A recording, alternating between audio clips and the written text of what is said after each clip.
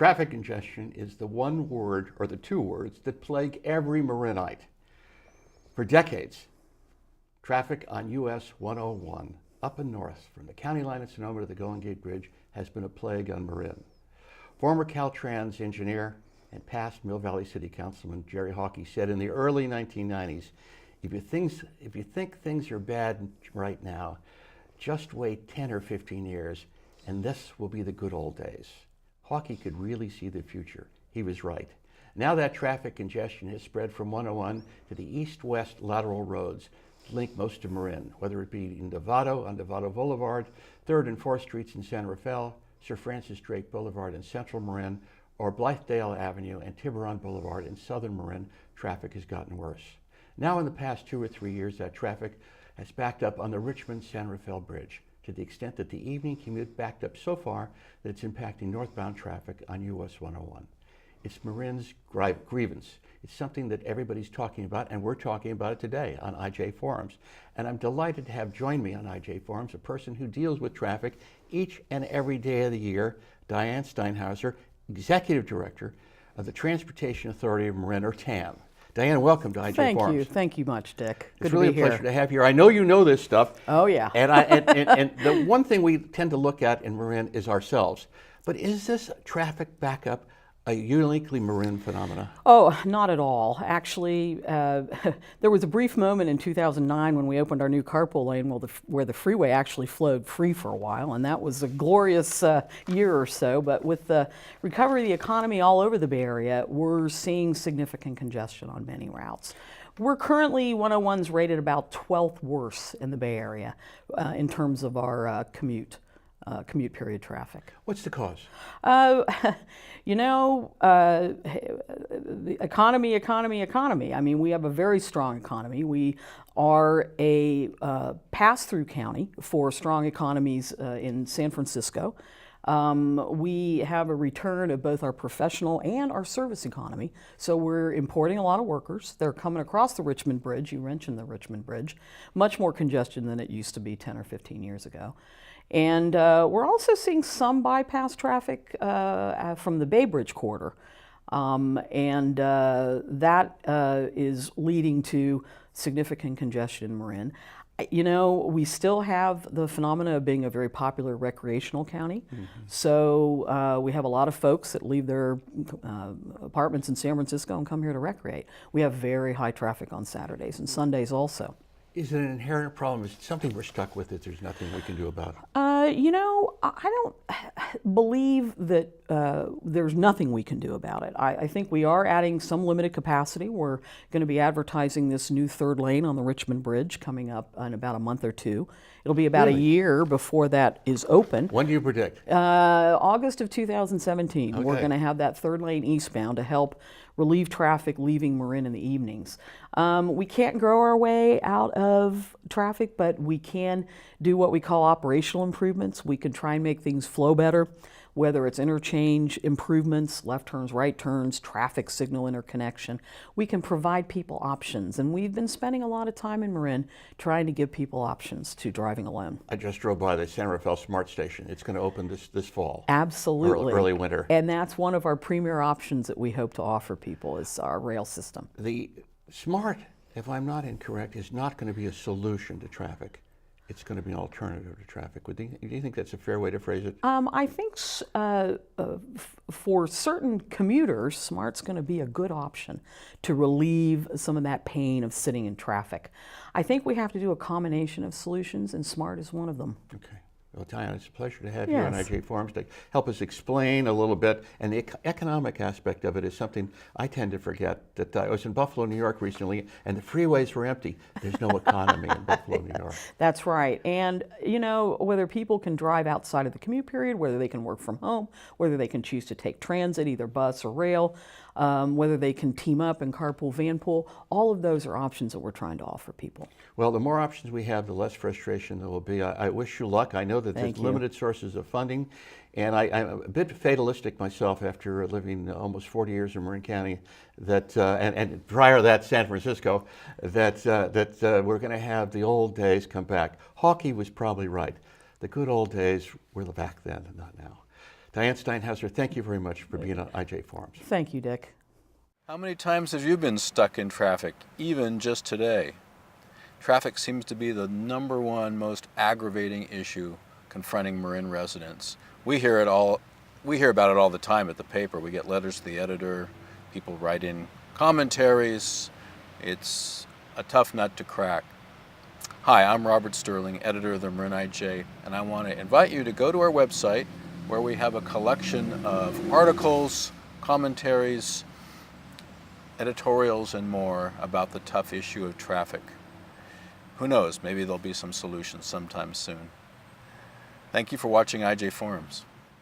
Welcome back to IJ Forums. I'm Dick Spotswood, politics and government columnist for the Marin Independent Journal. Traffic and transportation are our topics today. And in this segment of the program, we have two people that have been talking quite a bit about traffic and transportation over the years. Linda Jackson is with us today. She is a certified transportation planner, graduate of the University of Texas, the Longhorns, and she has served as a transportation planner for the City of San Rafael and for the Transportation Authority of Marin. But today she's back to the private sector in her role as a certified transportation planning consultant.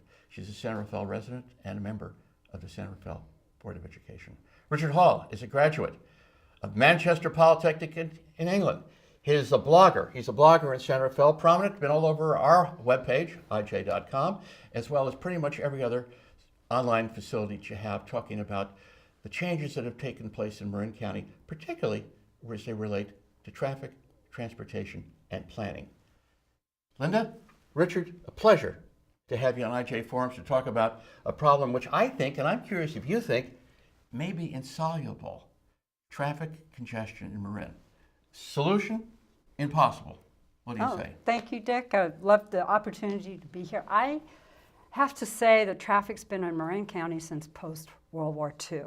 I think of the viaduct through San Rafael and that effort that it took to build that. So it's definitely can be fixed and tweaked, but it's not going to go away.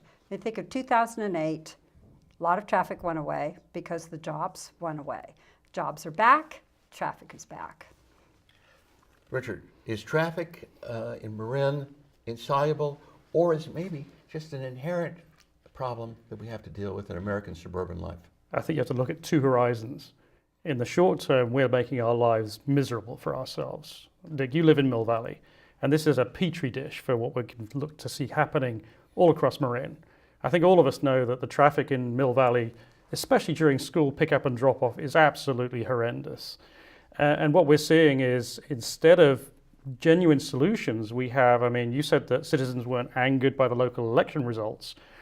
I think the next 4 years, they're going to have a shock of their life, because Supervisor Sears has not been doing much to prevent traffic building up. In fact, Belvedere Place, we're seeing 600 more trips being added by a medical facility, and she's actually been recommending architects to the Branson School, which is going to add 6,500 daily trips to that area.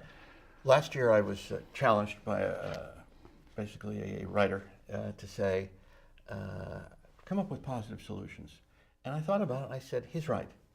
We need to, every time I criticize something, and as you both know, I've been critical at times in my column, I feel an imperative to give an alternative and positive, if it's possible. Oh, and if I may. Well, if I could just to frame that, because it's to both, I'll start with you, Richard. So it's positive. So I asked myself, okay, the status quo is unacceptable. Let's accept that. But what could be done to improve the situation, the positive? Richard, then Linda. Richard. Well, first of all, I was shocked when Diane suggested that the train that's coming is the primary solution. That's going to take less than 0.2% of the traffic off the freeway at commute.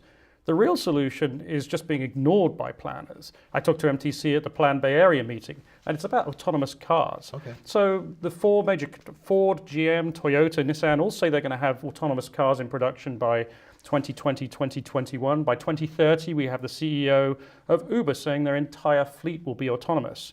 And when you apply autonomous cars and buses to cities in conjunction with some transit, essentially the implications, according to the OECD, are that traffic congestion is near eliminated. OECD is the Organization for Economic Community and Development. It's, I think, 24 or more developed nations that have a think tank. They ran a simulation in the city of Lisbon, found out that once these autonomous cars and buses are put in conjunction with transit, parking issues are eliminated, traffic congestion is eliminated.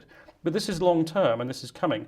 But 2030, we should see this. You'll just, instead of owning a car, it'll be just summoning an Uber, but it won't be driven by a human at all. What this will do is it will reduce the amount of congestion on our roads considerably, and those cars won't need to be parked. And so it frees up all the space in garages, it frees up all that street parking. But throwing over $1 billion in costs at smart, that's going to achieve nothing. We're not looking in the long term through the eyes of the Bay Area. Linda, Yeah. so the question, not so much directly to Richard, Right. though I do want to get into the technology that's changing in transportation. But the fundamental question is, what can we do? What's the positive way forward to help us relieve this frustration that's grasping us up? Right. And you framed the question right. There is absolute truth that suburban design will create a community that the traffic will drive the residents crazy. You see that it's been studied across the country, and you see that place after place. When you build your homes here, your apartments here, your jobs here, and your retail here, the only way you can get around to get that loaf of bread is to get in your car and drive there. The other situation that we have in Marin specifically and in the Bay Area is we have a booming economy. So we've added in the last 4 years 7,000 jobs. How many housing units have we built for those people who are working at those jobs? 455. So there's a very big discrepancy between the people who can live here and the people who can work here and how they get here. But what are the solutions, that's the you question. ask? That's the question. I always worry, ideology is killing us. Right. Pragmatism we need. The ideology is troublesome. So the answers are multiple, right? That's what I'm looking for. Number one, we can manage the traffic better. And you can see that with time signals making a huge difference with traffic flow. Tell me about that. Well, in 3rd Street, 2nd, 3rd Street in San Rafael, those are time signals. You can actually get through downtown all the way over to Montecito Plaza without hitting a signal during Some the day. people have been saying that's what Sir Francis Drake Boulevard needs. That's right. It makes a tremendous difference. Otherwise, you're hiccuping through town. That's not any fun. Another one is to look at the fixes that can be made. So some people would say add another lane to 101 going north. We did that through Central San Rafael, if you remember, about 10, 12 years ago. Added another lane through Central San Rafael, made a difference in the traffic, reduction ability to get through town. So, but there are right-hand turn lanes that can be added, longer lanes for left turn lanes. You can make it safer. The other solution is to look at ways to improve how you get around. So I'm pro-choice. It's good to walk, it's good to drive, it's good to ride a bike, it's good to take a scooter. You have to have a lot of ways to be able to get around for all, not just planning for me or you, but planning for all the population. Richard mentioned something about autonomous cars, and when you listen to the futurist talk, he has an excellent point. The only thing is that some of the futurists say it's not 10 or 15 years down the road, it's 5, because they're moving very rapidly because the economics of the stuff. What's that going to do? Is that realistic? And what will it do? Well, the cars are happening now. You can buy a car that can park itself. You can buy a car that can pretty much drive itself down the freeway. So each time we buy a car, we'll have new technologies in it. And I wouldn't be surprised if 5, 10 years from now, the car that you have is going to be fairly autonomous, will drive on itself. Richard, I'm going to extend the autonomous car debate just a bit, the topic, because it seems to me the autonomous car also has a positive impact on transit. Because when we're looking recently at the idea of feeder buses to smart, it's very expensive to have feeder buses go a short time and always be available for trains, which are not going to come constantly. But if you eliminate the driver, if you take the employment out, and I can tell you at Golden Gate Transit, the biggest factor is the cost of labor. If you take that out, doesn't the bus become more efficient along with the car? The autonomous car works in conjunction with transit. In fact, the OECD, when they did their simulation, did not presume to remove transit. They see it as a natural complement. Yes, it works as a feeder, but remember, with things like the smart train, we're talking about a train that leaves once every half an hour. Imagine, if you will, your car at home, your garage door would only go up once every half an hour, and you had to plan your life around a garage door that went up every half an hour. That's extremely inconvenient. And no matter how convenient that car is getting you to a train, if that train only goes once every half an hour, and it's going to be very hard on a single track line to make that train go more often than that, have you really achieved a solution?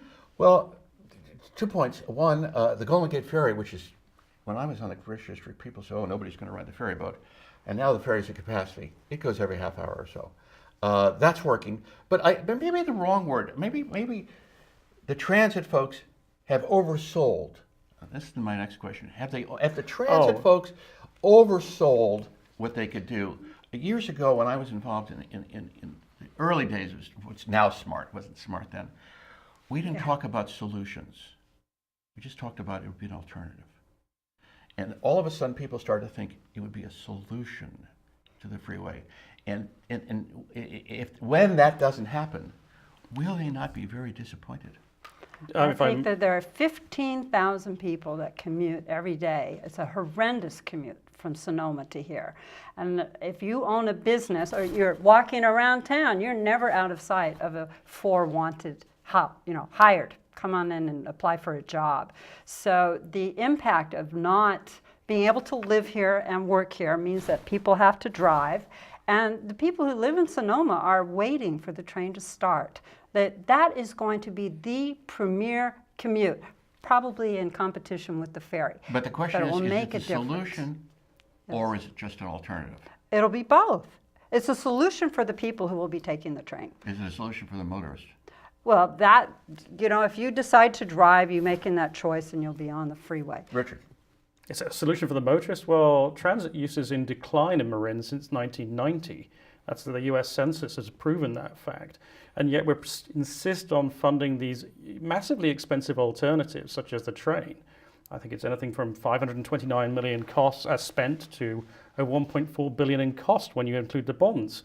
And it's all fine and well to talk about this is a great solution, but when you look at the actual impact, Portland is a great example city where the kind of solution Linda is talking about, where housing is built, where transportation is built, and it's presumed to be the solution. Well, just in 2015, TomTom, the GPS provider, did a survey, and guess what? They found that Portland, which is the 28th largest city in the US by population, has the 8th worst traffic congestion. It's the same as Chicago and Washington, D.C., despite over a decade or more of this kind of solution. And so the transit-oriented development has been coming trickled down essentially from the government policy. And I think it would be great if we could talk about things like the new legislation that has come through, like Senate Bill 743. And what that specifically says is, and it applies to Marin, it's kind of scary, is if you build a new development, you propose a new development such as alongside 101 like Windcup or Northgate Walk, essentially because it is within half a mile of that train or a bus stop that runs every 15 minutes in peak commute, then it shall be presumed to cause a less than significant transportation impact. In other words, you as a citizen of Mill Valley cannot protest this. Well, we could get the whole topic of transit development, housing, but I'm really trying to focus more on the one thing that's driving people nuts. It's traffic. Mm-hmm. I think it drives you nuts. It probably drives you nuts, Linda. I think that there's a perception that the planning process is failing us. And there's a perception that the transportation process is failing us. I mean, people, frankly, want results. And I'm not sure results are deliverable. I mean, that's my frustration. So where is there a model, anywhere, US, UK, Canada, that both justifies both your positions? Tell me a town, a suburban town, where transportation related planning has worked. And Richard, tell me a community that's basically said, we're not going to do this. I can talk right now. Linda first, Richard then. So I would say in Marin, we have 11 examples of towns where it works. We have cities that grew up without cars as the main way to get around. And our family has lived within walking distance of downtown San Rafael. My husband commutes, walks to the ferry transit center, takes the ferry, takes the 40 bus over to the East Bay for many years. It works. You can walk downtown. You don't have to be in a car for the whole weekend to go do your things. That and San Rafael built hundreds of units in downtown in the 1990s, early 2000s. There hasn't been anything new, so there's no choice for people to have that option to move to where they aren't going to be living a life dominated as riding around in automated cars. Mill Valley works. Mill Valley works. Unless you want to when leave the you get city out of the limits, car. then it doesn't work. My question is different, though. My question was, where in America, Europe, Canada, you're a certified transportation planner, where is the suburban region which is now resolved, or has now addressed this problem successfully? I'll go back to the first statement, Dick. Suburbia is a design, a land use design, designed to drive people crazy in driving. So yes, you have traffic in suburban areas. It's just the way the area is designed. Is there a model? Yeah, Seattle had proposed it in 1990, but this kind of mindset is destroying and undermining the solution. So Seattle basically in 1990 had proposed that you don't impose new development unless you can handle it with the infrastructure. And that's really the deal. When you move into a new town, isn't it reasonable that you expect that the elected officials and the folks above them, it's almost unspoken, you expect keep traffic congestion at reasonable levels. It's like a scale of A through F, with D as the failing grade. But no, what we're seeing is an undermining of this with a mentality of we can change this reality. We can reverse the trends to the car, but yet people are not reversing. The transit ridership's in decline. Where in some parts of America, I was just reading about a governing magazine, a place outside of Chicago, and the name of the city escapes me, but it's this San Rafael-sized city where they were trying to address this by basically upping development, creating a big, intense downtown. Is there a place where this model has worked? You can see cities across the country trying to do this, and where they're trying to do it is in the dead shopping centers. So the shopping centers where the sea of parking, the retail is no longer drawing people in. And there are places all the way from Florida to Washington, D.C., San Jose, Southern California. So this is a model where you're taking a large piece of land and making it a walkable neighborhood where people can actually live and have Those an are, I enjoyable think, I was just in experience. Des Moines, So, and there's an effort to do that at Des Moines. It's there's very low employment at Des Moines, but the cost of living is very low. But it's an empty downtown, vacant. Planners had these walkways they built to link the buildings because of the cold in the winter. It was a brilliant idea right, in the right, 60s. right. I have to say, brilliant. It was Yeah. award-winning. It killed retail downtown. It destroyed it. So downtown's dead. So where in a successful, a prosperous, people will tell you that Portland is a lovely place to live. My daughter just moved there, went up there. I asked her, how's the traffic? Because she used to commute to San Francisco for her job. She said, there is no traffic in Oregon. So, her experience is wonderful. She lives in a neighborhood where she can take a bus or she can walk to get everything she needs. Seattle, my brother lives in Seattle. It's also a wonderful place where they have done infill design for walkable communities where people have the choice of how they want to get around. The key to this, Dick, is design, urban design, that what is built is going to fit in and look good and be something people will be proud to have in their community for the next 50 years. Richard, do you sense there's that an urbanization of Marin is perhaps one of the answers to traffic congestion? You mean we can build our way out of this traffic However you congestion? I determine think that's that, as ridiculous as it sounds. No, well. Essentially, that is, it's a means to an end. And essentially what I think was happening is there's large development interests. We know that there's payments from development interests through various organizations to become a politician. One basically depends on campaign donations to fund one's campaign. And some of that money does come from those interests. And so what we've got to do is break out of this cycle. And does this development, does it reduce traffic? You yourself said in your article of several weeks ago that Marin does not have an imbalance in commuting into our county. In fact, we're almost an example to be followed, and yet we still have this problem. Well, part of this, and I'd say to Linda and Richard, it just seemed to me in our decentralized world, San Francisco is a classic example of this. San Francisco has significant development, though restricted in many of its neighborhoods for political reasons. The same folks that want us to develop aren't so hot about in the Richmond or Sunset districts, you'll find. with a huge influx of commuters coming into San Francisco. Even in San Francisco, what's the answer? Is there an answer? I mean, is that the mobility that's inherent in 21st century life, where we come into jobs or not? We don't work at American Can on 3rd Street for the rest of our lives. We're coming and going with different places, and our spouses are working now in different jobs. And this matrix seems to be confounding us. And I'm not a blamer on this. It just may be where we are. San Francisco is one of the most beautiful cities in the world, and people come around the world to come visit it, and we love to go to San Francisco. It's a dense, walkable place to go, and so we can do similar at our scale in Marin. We have examples in every single town of how to do housing and to fit in. So on Sir Francis Drake, there's schools along there. Let's talk about Sir Francis Let's talk Drake. about that. There's schools along there. In one of the school districts, I just got an email from a superintendent said she lost 2 first-year teachers. Excellent, because they don't want the commute from Sonoma anymore. They got homes in Sonoma and Napa.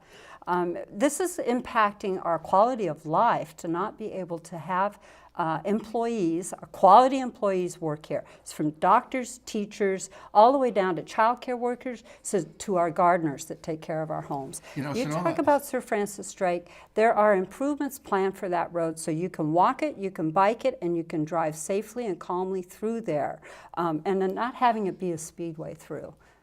Is the priority, you're familiar with Sir Francis Drake priorities. Yes. Is the priority traffic relief, or is the priority current planned safety at crossroads?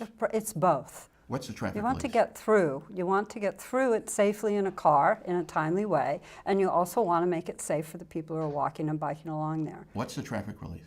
I'm sorry? What's the traffic The relief? traffic relief will be able to get through. It's the same as in Mill Valley. Mill Valley is terribly congested, has had traffic studies for decades about what to do.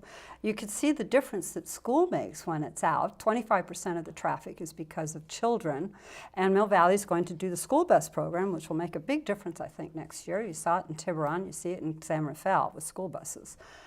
You also are making some synchronization for timing and some improvements at the 101 overpass or crossing. So all those other for timing happened from your lips to God's ears, because that's not in the plan right now. Wow. Richard, thoughts? I mean, my frustration is the typical Marinites' frustration. I moved from San Francisco, where I lived as a younger person, because I wanted to live in a less dense environment. I don't want to deal with the traffic that I have to deal with in San Francisco or here. Oh, it's getting worse. So what we're getting now is this urban design, and what we're doing is populating the center of our cities. And that's great, but the thing is, these cities, I was in Baltimore 3 weeks ago, a taxi driver of 20 years told me the traffic here is just insane. And the reason is they put lots of people into the center of the city, and now we have a 2-way evening commute. So you cannot have the lights coordinated to handle that. The roads cannot handle people going both directions. Baltimore is a lovely place to live, though. You live there and you can get out and walk around and have a great time. So. Well, we all have, probably, let me just kind of conclude by just saying, there are different versions of life. I spent some time every year in Manhattan, in the Village, really a dense part of the place. I love it there. And then I come back to Mill Valley and I look out at the trees, and I love it there. Yeah. And so sometimes there's lifestyles that appeal to one, the other, and the quandary we're going to face, not only here on IJ Journal, but Marin County, everywhere, is how do we reconcile the two? Linda, thank you for being on IJ Journal. Richard, thank you. I look forward to hearing more from both of you. Keep watching and reading the Marin Independent Journal.